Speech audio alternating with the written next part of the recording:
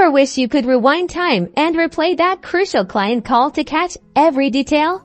Well, with GoHighLevel's call recording feature, you practically can.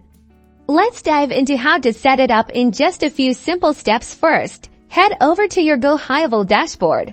On the left-hand side, find and click the Settings option. Next, navigate to the phone system settings usually found on the left-hand side menu. Now, look for the Call Settings tab inside. You should see a call recording toggle flip that switch to the On position to enable call recording.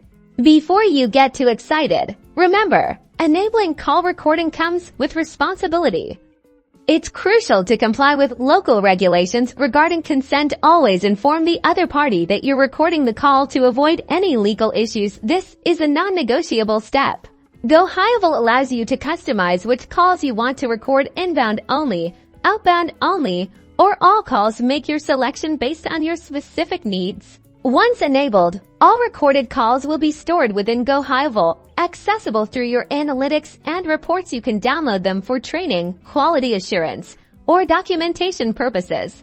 And that's it. You're now equipped to record calls on GoHighLevel. Remember, responsible usage to level up the service and compliance for your advantage.